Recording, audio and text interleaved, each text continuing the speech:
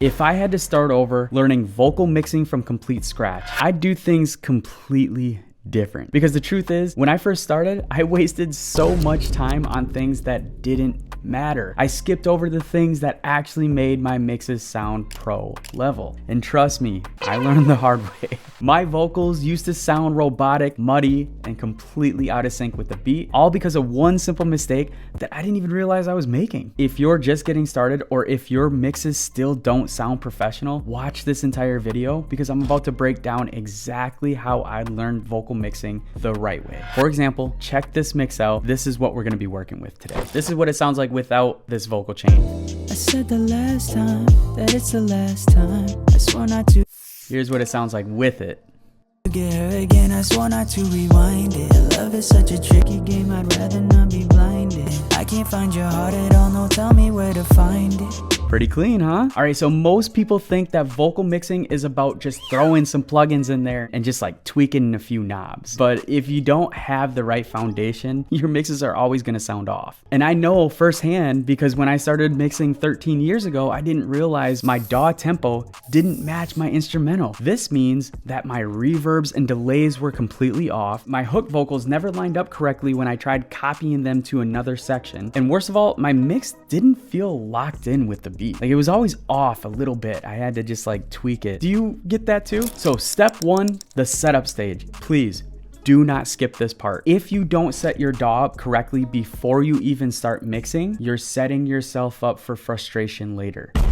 Let's try to avoid that. So here's what I would do differently. Step one, always set your DAW tempo to match the instrumental. I'm assuming you're going to be using just a 2-track beat or instrumental, but what you wanna do is just toss it into your DAW. We'll select audio tracks, we'll highlight it, make sure it's at the beginning of the playlist. We're gonna wanna see what the tempo is. One easy way to do this in FL Studio is if you just play where the drums are in the beat or instrumental. Make sure the metronome is turned off while you do this, but you're gonna wanna play it and you're just gonna wanna tap along with the beat.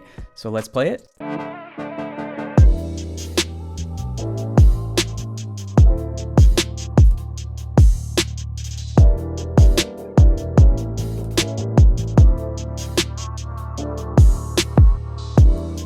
The tempo tapper says it's at 75. Now, how we can check this is we can zoom in. This time we'll make sure that the metronome is on. And if it taps along with the beat, we'll know that that's the right tempo.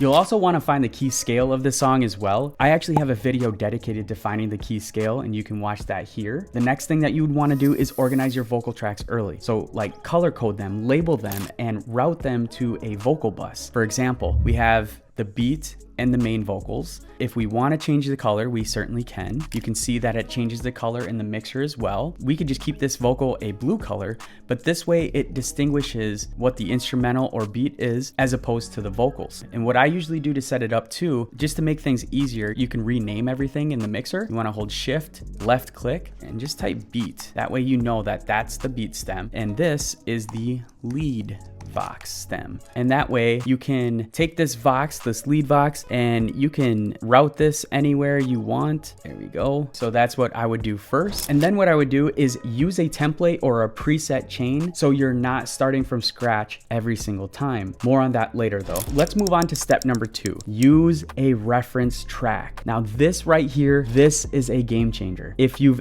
ever recorded vocals and thought, why doesn't this sound industry quality? The chances are you've never compared it to a professional mix. Whenever I mix, I always have a reference track or a song that has the same vibe as what I'm going for. Because let's be real, how do you expect to have a vocal to sound pro if you don't know what a pro mix actually sounds like? And this is exactly how I designed all my vocal presets, by studying professional mixes and crafting the chains to get that sound. So let's head back into our project. We are just going to load a plugin called Studio Rack. And then I'm just going to load a vocal preset. All you got to do is click open and you have everything you need right here. You can get this vocal preset and many more things actually in the Dotwave community. The link in that is in the description. I'd encourage you to check it out. But back to this vocal preset, that, I am going to add Waves Tune Real Time. I know this is a D minor. I'm gonna make the speed a little bit faster because these are my vocals and they need a lot of help. We got the Waves Tune Real Time helping. There we go. This is what it sounds like without this vocal chain. I said the last time that it's the last time. I swore not to Here's what it sounds like with it. get her again. I swore not to rewind it. Love is such a tricky game, I'd rather not be blinded. I can't find your heart at all, no, tell me where to find it. Now I created these for ease of use, so it makes it super nice because if I feel like there's too much top end or high end, I can just decrease the clarity right here. So it was all the way up before.